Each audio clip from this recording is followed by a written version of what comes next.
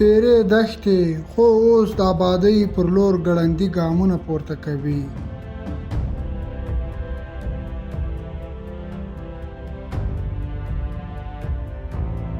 پر افغان خاوره هغه ځانګړې ډالۍ چې لسیزې وړاندې د افغانستان د آبادۍ ولسمشر سردار محمد داود خان په تکل راوتلی و.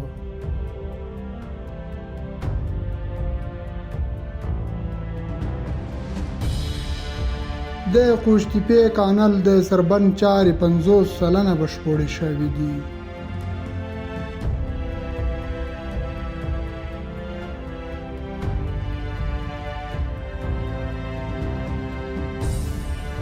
د ګاونډیو ګواښونه، نړیوال بندیزونه، اقتصادي ستونزې، هغه څه چې نوی افغان حکومت یې له خپلو ارادو تیر نه کړ.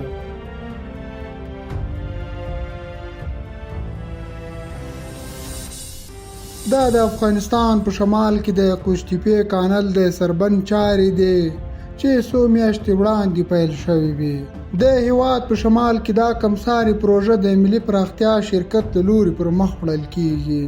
مسؤلین یې وایي د قوشتېپې کانال د سربند د اوبو مدیریت 14 دروازې لري چې چارې 50 سلنه بشپړې شوي او د روان کال تر پایه به ګټې اخیستنې ته وسپارل شي.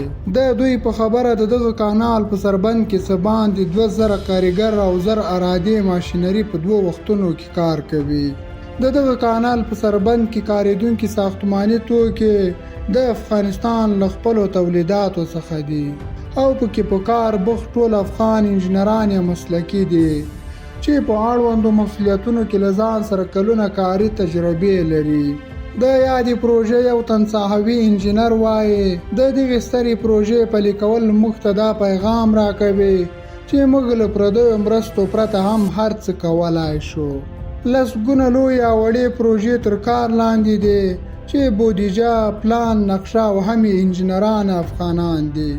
د ده په وینا زموږ لپاره د قوشتېپې کانال د مادي اړخ ترڅنګ معنوي اړخ ځکه مهم دی چې د دغه شان سترو پروژو پلي کول په موږ کې د کار کولو او د خودکفایي فکر او توان پیدا کوي. سره له دې چې اوس مهال موږ د ټولې نړۍ له بندیزونو سره مخ یو، نه مو څوک په رسمیت پیژني، نه د تجارت او نورو اقتصادي برنامو بشپړه اجازه لرو او نه را سره څوک مرسته کوي، بلکې هغه خپله ملي پانګه هم را څخه کنګل کړي. خو بیا هم لله الحمد له یوې خوا د ټول حکومت مصارف له خپلې داخلي بودیجې اجرا کیږي او بل خوا د قوشتېپې کانال، سالنګ لوی لارې رغولو، کابل کندهار لوی لارې رغولو او د بخش آباد بند جوړولو په څېر نورې په لسګونو لوی او وړې پروژې تر کار لاندې دي چې هم یې بودیجه داخلي ده او هم یې پلان، نقشه او طرحان افغانان دي.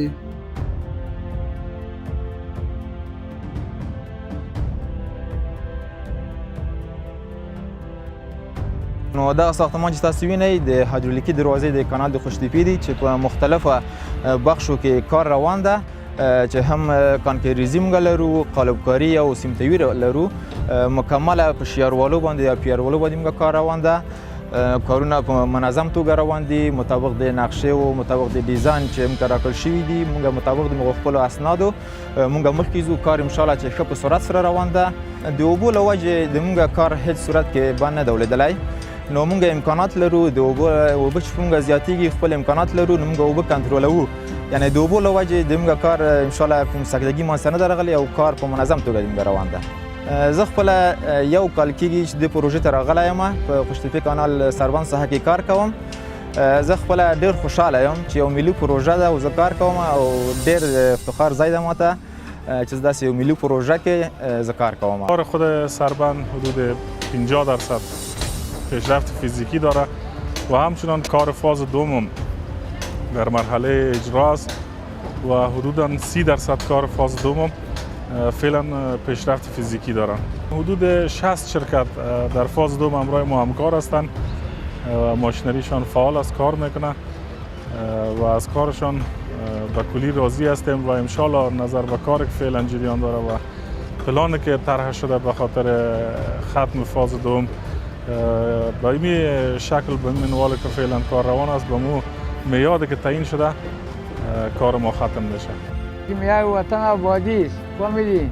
باید هر کدام بیا اینجا کار کنه، وطن خود خدمت کنه. این آبادی است، ملت ما است و دیگه ملت باید احتیاج نباشه. این در کل ملت پایده است. پایده برای عزیز زراعت زیاد میشه، سبزی زیاد میشه، دیگه ملک احتیاج نمیشه اینجا.